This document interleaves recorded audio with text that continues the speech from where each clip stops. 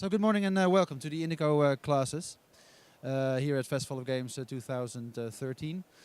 My name is Eric Bartelson. I'm editor-in-chief of Control. That's the trade magazine for the Dutch games industry. I'll be your guide for the morning sessions.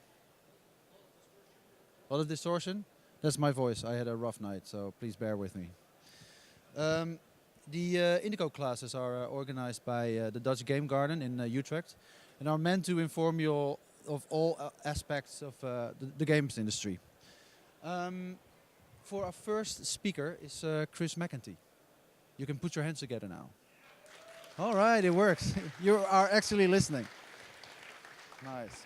So Chris started his career as a modder, as most of us did. You know, modding games like Warcraft 3. He went to college here in the Netherlands in Breda, the NHTV. And from there he went on to Ubisoft Montpellier. He's a game and level designer for the Rayman series. And he's here to talk about going the extra mile for and create greater opportunities for yourself. Please, sorry, I know you applauded already, but you know, warm him up again. Chris McEntee.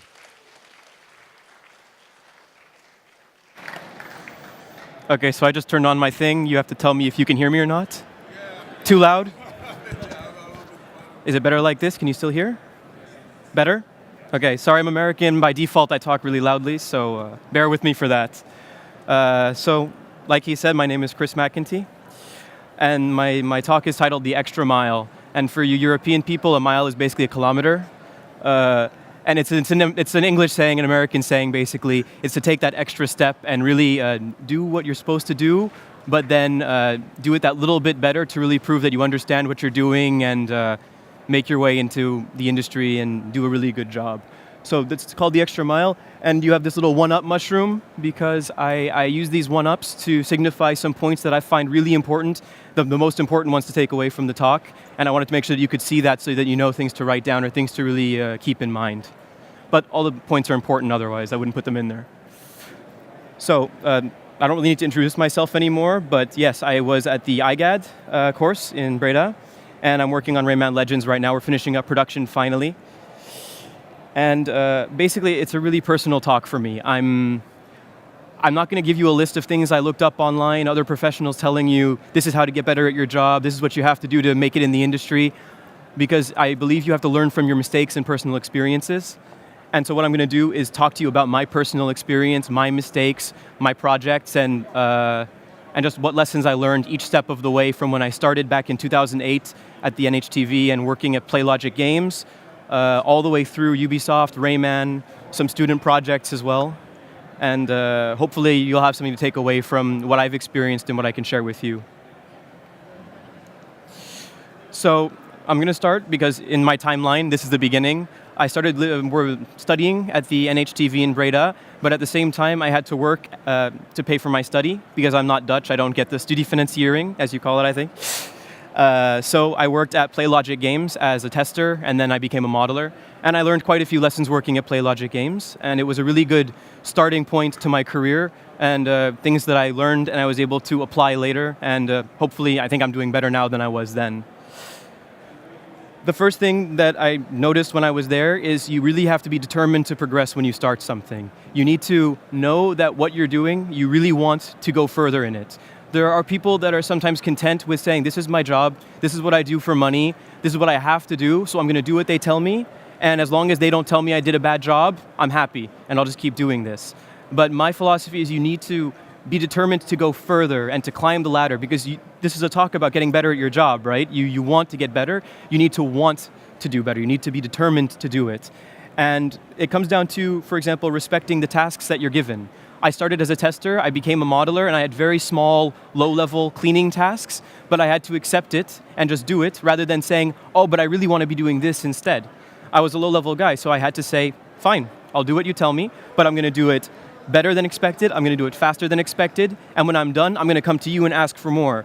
And when I say more, I'm not saying ask for different tasks, but ask for more. Like, okay, you want me to optimize things? Give me more to optimize. If I was a tester and they made me in charge of 2 levels in the game, for example, I'll say, please give me 5 levels to be in charge of. I want to test these things. I can do it. I can really make a difference in the project. And you have to do that. And then wash, rinse, repeat. You do it better, you ask for more. And it's like this with these lower level tasks that you really show them from the beginning that you're motivated and you want to progress and you want to go further in the company and not just stay where you are. It's also another saying that you have to walk before you can run. And I'm using it in the sense that you have to do the low-level tasks before you can actually be put on something that you're maybe more interested in. The example is I became a modeler at PlayLogic, a 3D modeler. And of course, I wanted to make characters. I wanted to model environments and do all this kind of cool stuff because that's what modelers want to do. But my task was to optimize every 150 characters in the game, I believe. And I did this full time for about 2.5 months. And all I was doing was deleting edge loops and cleaning up UV maps and all this kind of thing, fixing textures, importing it into the game, assigning all the materials and everything. And I did this every day. And I think I went through maybe 5 characters a day or something. And that's all I would do. But because I did such a good job on cleaning, I think my boss called me Optimize Prime at one point. He said I did a good job, that he eventually was like, okay, I'm going to move you on to better things. I'm going to give you something to make from scratch. It was not a very risky thing to make from scratch, of course, but he gave me something that I could build for myself. I wasn't cleaning up someone else's work. And when I did that well, I got higher profile things to do. But it's about respecting where they put you, where you start in a company, and understanding that it's a stepping stone for getting to where you want to be. You're not going to be hired as a modeler, a junior modeler, or a junior character artist, or a junior designer, and be able to do all the really cool stuff from the beginning. You have to clean up other people's work, you have to do very small tasks, but if you do them well enough, then you can be running really quickly. One thing I really noticed when I was in PlayLogic, there were some interns coming in from other schools, and they, for example, like at the NHTV, they learned Maya as their modeling program. At school, we don't usually get 2 programs simultaneously. They choose one that they like and they teach it. But in the industry, every company uses different programs. And these students didn't understand that skills are transferable. When you have a skill for modeling, when you have a skill for sculpting, you have a skill for texturing, it doesn't matter what program you're using. You can use Photoshop, you can use GIMP, though GIMP kind of sucks. But if you're skillful enough and that's all you have access to, you can do something with it. And this is the example I have here, Mudbox and ZBrush. There are differences between the programs, some features that the other one doesn't have, but on the whole, you can sculpt the same character basically in both programs, as long as you have the skills that are necessary to do it. And the faster that you can adapt to a program and realize that it's not the program that matters, but it's your skills that matter, the faster you're going to be able to progress in your job as well. And you just have to make that realization like, okay, I don't care about the editor, I don't care if it's Unreal, I don't care if it's Unity, I don't care if it's Mudbox, Maya, whatever. You just have to deal with it and prove that you have the skills and the capability to learn.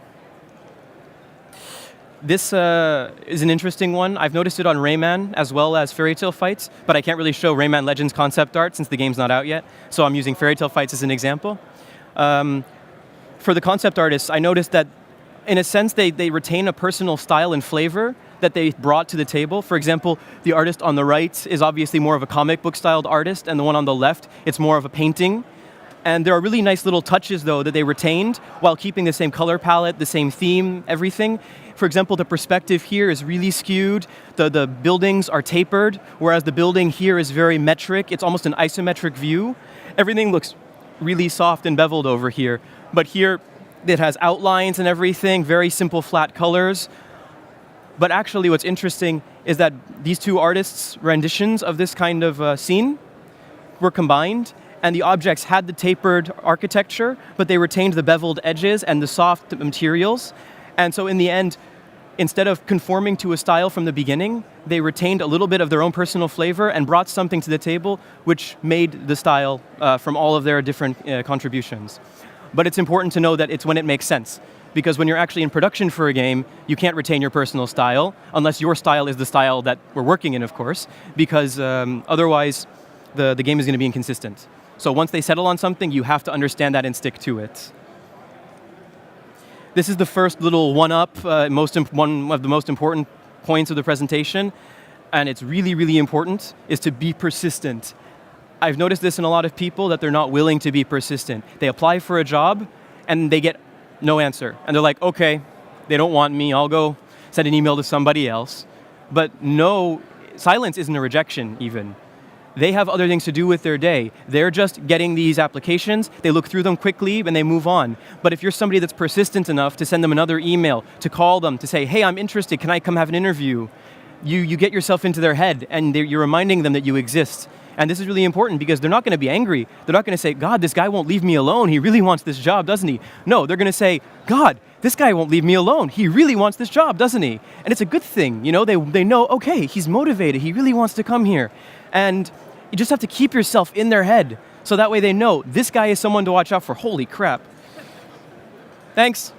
Sorry, now you can see me better. I don't know if that's a good thing. And my example from this was when I was working at PlayLogic again. My contract was about to expire, but I was really desperate for a job because I couldn't study without paying for it. And they didn't want to keep me as a part-timer after I was working full-time for a summer because they thought it wasn't a good investment for them. So I was persistent and I said, I need this job. I talked to my lead and I had him vouch for me because he liked my work. And I convinced them that I really needed this job and that I did a good job and earned it.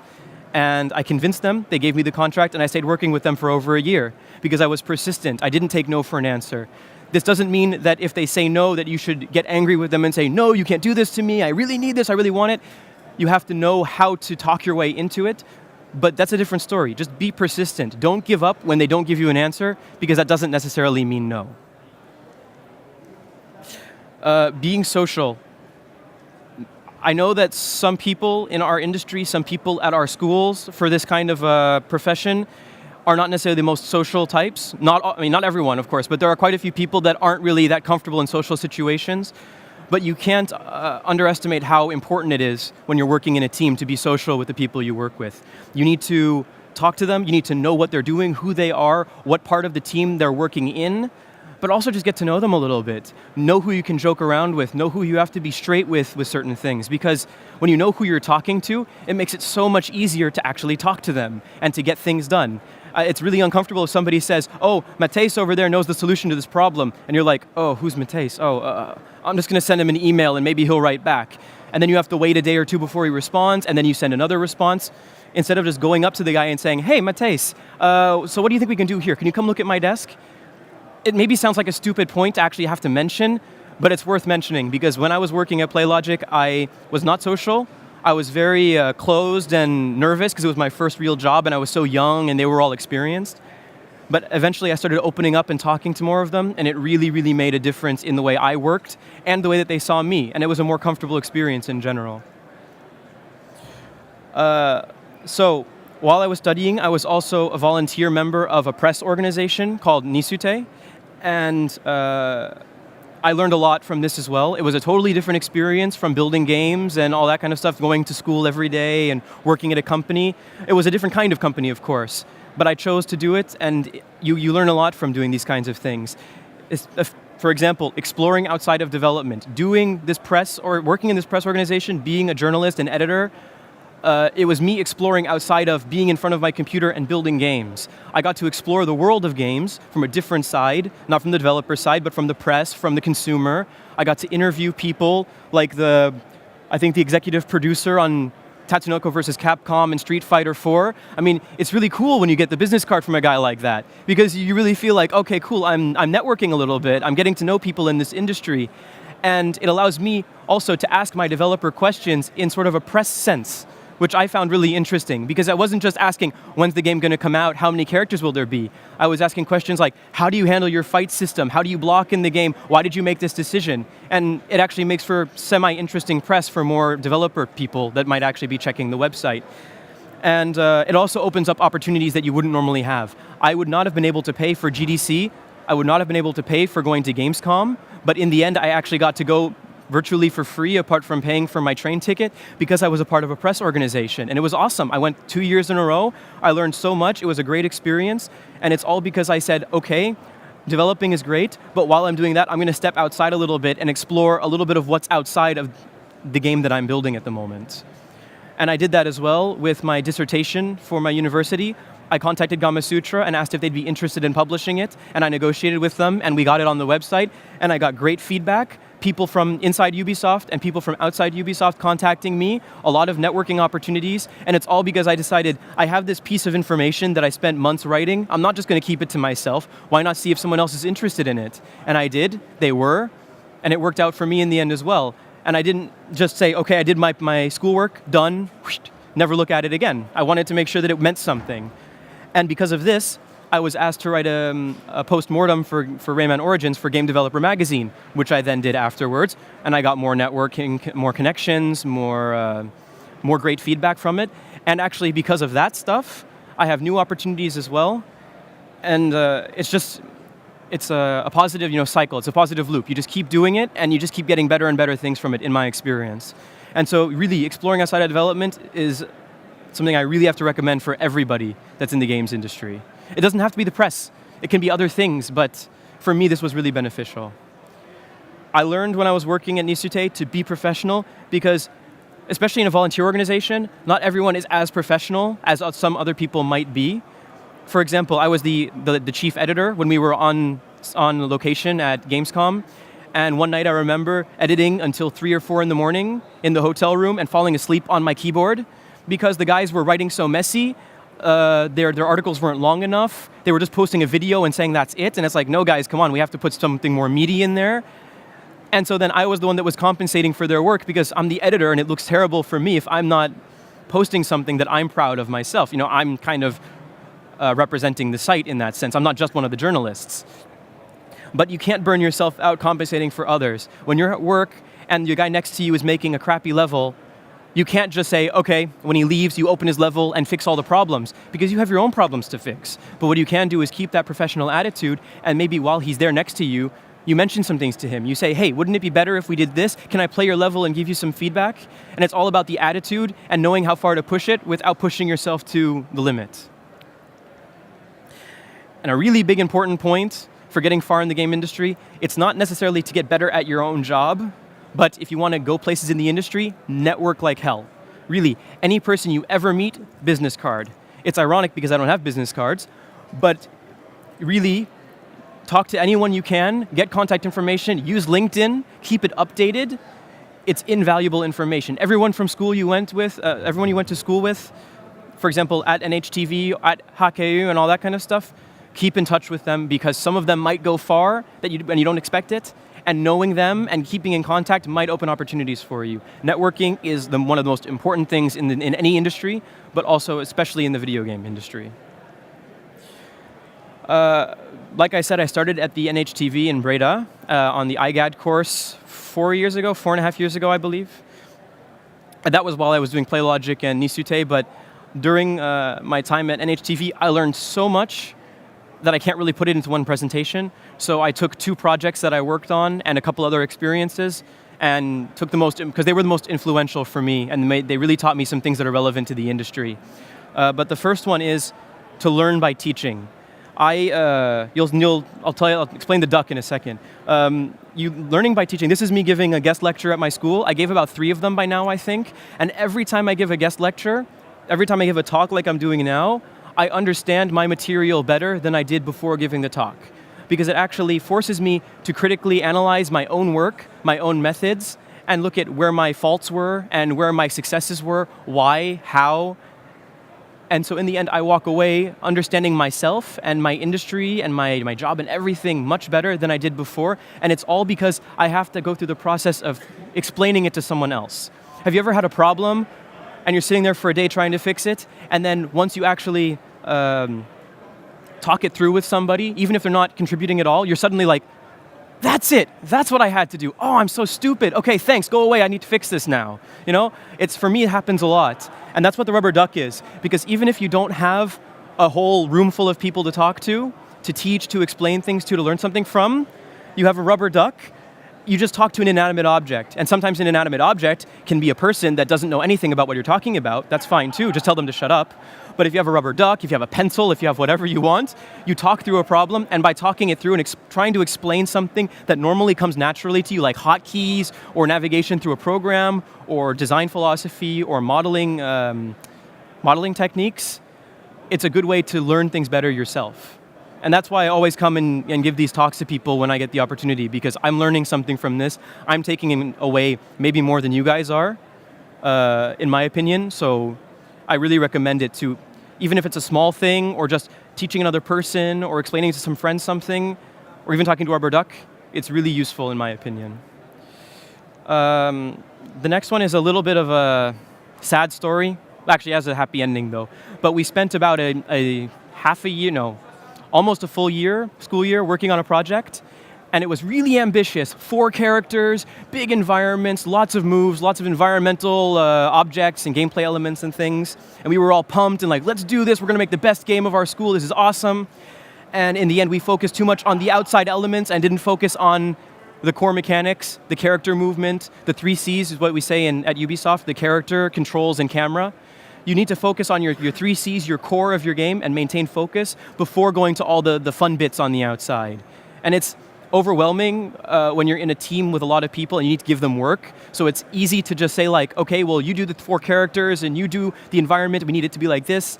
But you need to just say, what can we give them to do while we're focusing on the core? And once we know what our game is going to be, then we expand from there and make something better. So needless to say, we got canned. We failed, and we had maybe half of a block to finish a game, to build a game from scratch. And so I went the exact opposite route. And I just was sitting on a train to Maastricht, so it was like 2-3 hours, and I was just sitting there brainstorming and writing down the simplest, stupidest ideas I could think of just to get something on paper that was a simple mechanic. And I came up with just the idea of being on a torus and moving left or right, and it's an endless closed circuit, and you shoot projectiles to destroy things, but if you miss, then they can be projectiles that can come around and hit you.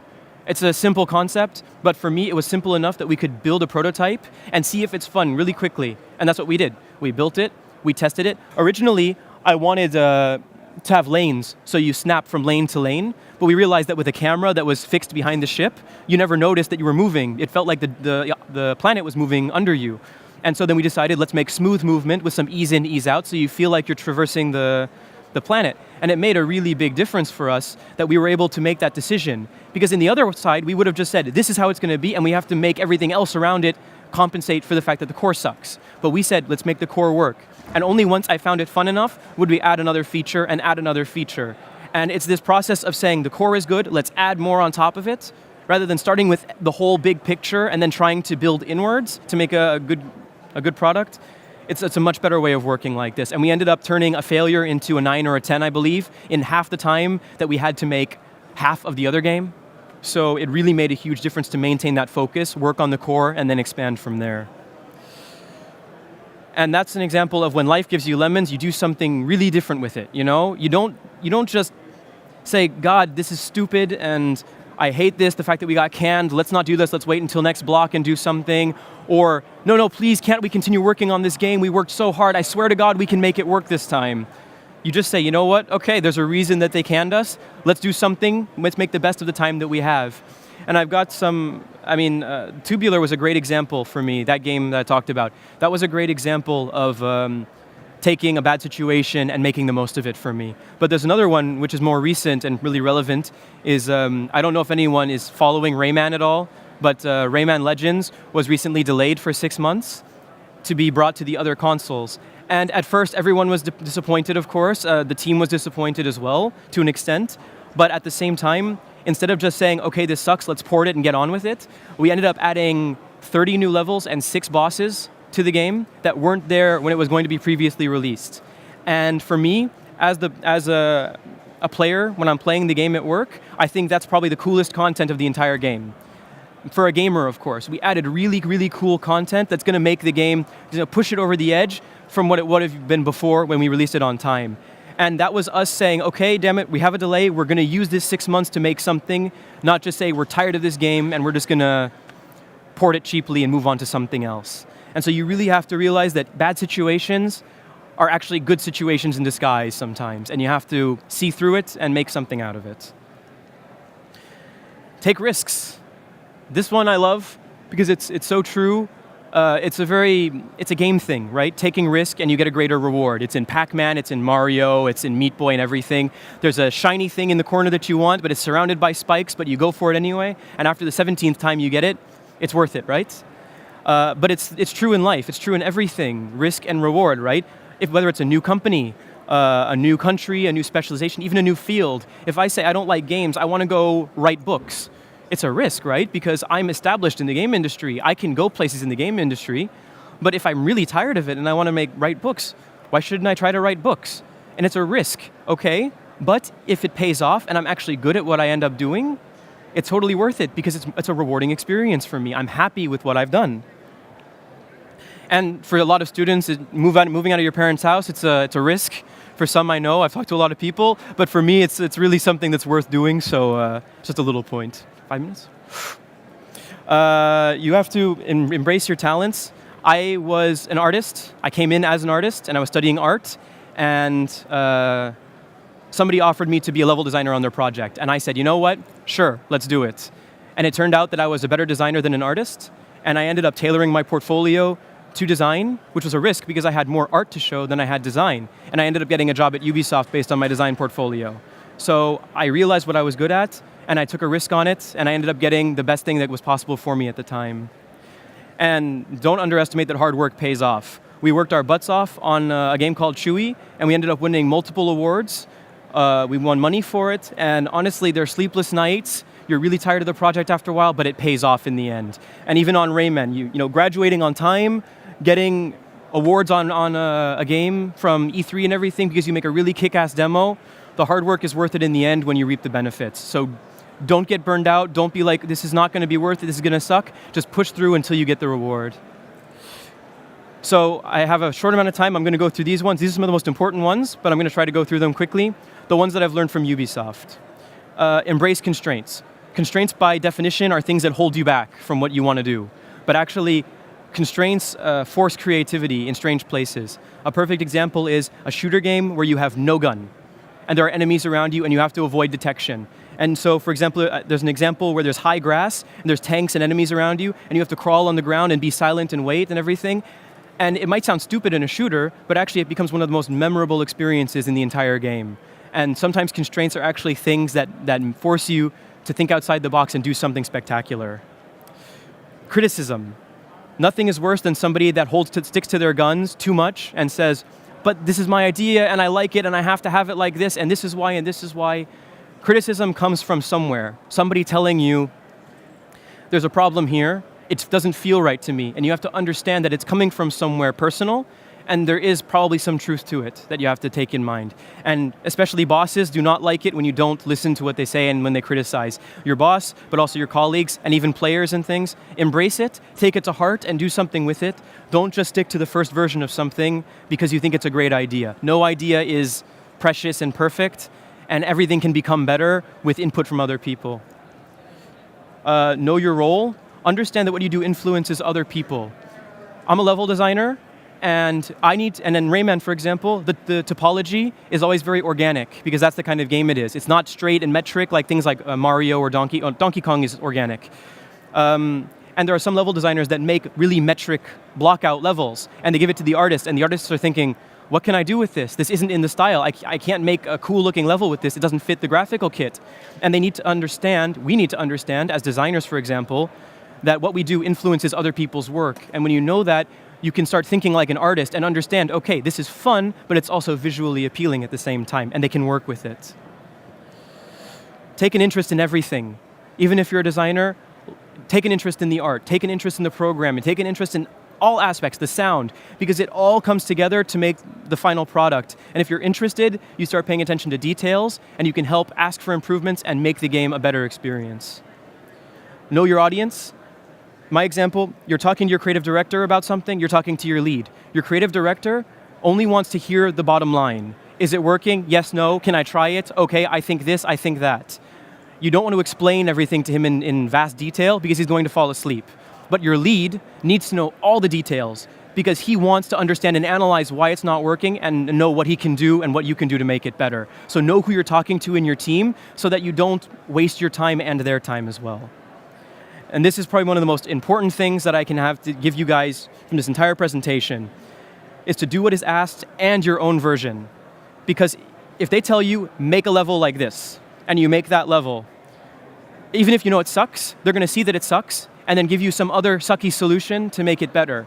But if you do what they ask and then show your version, which is better, they'll see the direct comparison and know, we want this version. But if all you do is your own version without taking theirs into consideration, all they're going to think about is, but I want to know what mine looked like. And it makes a really big difference. And you need to respect their original vision, even if you disagree, but show them why yours is better. It's really, really, really important. And for games specifically, play attention, play the game, pay attention to details, and try to make the best experience possible. Constantly push for an improved experience, and talk to the animators, talk to the coders on how to improve the mechanics, the art, the sound, and everything to make a really great game. And I'm almost done. I've been told by a lot of Europeans that I have the American attitude, which is, well, I am American, so it helps, but it's to push forward and do better at your job. Think about yourself. Think about yourself as an employee and where you want to go in the industry, and push for it. So one thing is, when in doubt, pretend to be confident. If I don't know if I can do something, okay, I'm going to tell them in a meeting, yes, no problem, I can do that. No big deal. Even if when I go downstairs to my desk, I'm like, oh my God, what am I going to do? This is hard. What am I going to do here? And I like the duck because it's like on the top he's all calm, cool, and collected, but on the bottom he's kicking like hell to stay up, And that's exactly it. You have to give the image of confidence even if you're not. And they need to know that you're the person they can trust. Speak up. It's American, I know, but speak up, tell them your opinion, and really just let them know when you think something is wrong. But respect them, of course, but just don't be scared to tell them. Because you know what, if you don't say it, it's not going to get said, and maybe the project isn't really going to turn out the way it should. And stand out. Don't be this guy here, be this robot here. Make sure that they see you in a team. Make sure that they see your contribution, who you are, why you're there, and that you belong there. A lot of European people I've talked to like to be a part of the group. We're a team, I'm blending in with everyone else and we're all doing this together. It's true, we're all doing it together, but you know what? We all have individual contributions that can be recognized, and if you're noticed for what you do, your bosses and people will push you to a new level that you want to get to. So in conclusion, my one-up points, the most important ones to take away, though they were all quite interesting, at least from my experience. You have to be persistent. Don't always take no for an answer, or think that silence is a rejection, because it's not. Network like mad, network like hell, because it's really, really important to get jobs, to get opportunities, and also to have people come into your own company that you trust, that you can build something great with. Take risks, because the rewards are so much better when you take a risk. Work hard, because it pays off, not always, but trust me, if you work hard enough at something, you're going to take something away from it that was worth it. Embrace criticism, because it comes from somewhere personal, and it means something, even if it sounds harsh. Respect what people ask you to do before you do your own version, but make sure that you do your own version if you disagree, so that way you can show to them that you know better what you're doing, and that's what they hired you for. And have the American attitude, speak up, stand out, and just be somebody that wants to progress, and let the world know that you're someone that wants to progress, because that's how to get better at your job. So I rushed it, but thanks for listening, and I hope it was useful. All right, thanks, Chris. We have time for some questions. I can imagine there are some questions. Good talk, by the way. Anyone, just raise your hand. I'll be rushing towards you. Oh, in the back, of course. How am I going to hear it?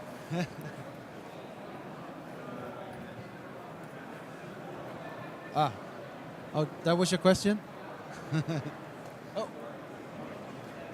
Whoa, wait. My question was, you have come really... Sorry, can you start again? Oh, you cannot hear my question. Can you hear me now? Yeah. Okay, yeah, because we didn't hear really loud. But my question was, now you have come so far in the game studios, like working with Ubisoft, but when you the way to the top, where you're not ready on the top, but almost there for yourself then. If you say so. If you think you know where you want to be. Yep. Yeah, my question was like, was it worth it to do what you do now? Duh. Yeah. Yeah. I mean that's my whole point, right? You work hard and it pays off. I worked a job while studying. I ate cornflakes for like a month because I couldn't afford anything else. I did volunteer work because it was useful for my experience and everything. And I moved to a foreign country when I didn't know the language, and I'm American, so I would never want to go to France by myself. But it was all worth it in the end because the situation I'm in now is so much better than anything else I would have imagined when I got out of this school. And I have years of experience now rather than just 6 months after graduating. Really, it was all worth it, and that's my point, you know. All these lessons that I told you about, they were very personal to me because I believe that you learn from your mistakes and from your experiences. And for me, all my mistakes and experiences took me here, and that's why I'm happy to be where I am now.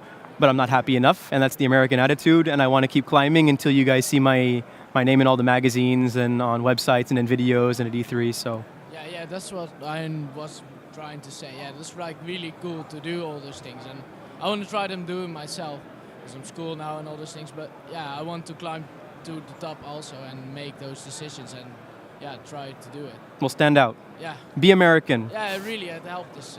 Yeah, it was really cool to hear. Hope so, thanks. Yeah, thank you. So Chris is a networking guy, so make sure if he leaves the stage, you mug him and get to know him.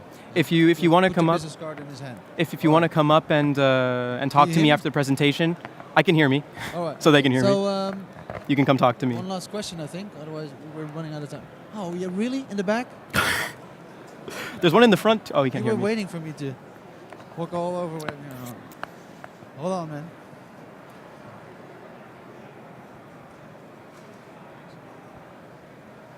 Yeah, hi. Can you hear me? Hi, yeah. You mentioned you worked as a 3D modeler as well as being an artist. And with the games industry being there so much cool stuff, how did you sort of pick your field? Because I want to be a 3D modeler, I want to be this, I want to be that. How can you sort of pick what you like? Yeah, the typical student problem, right? Yeah. Well, like I said in my presentation, my profession, my specialization kind of found me. As lame as it is to say, it really found me because I was always interested in my design lectures and my projects and things, even though it wasn't the focus. And when I got this opportunity to be a level designer on a project, I was kind of like, you know what? I've never really tried it in a project sense, so why not just see what it's like?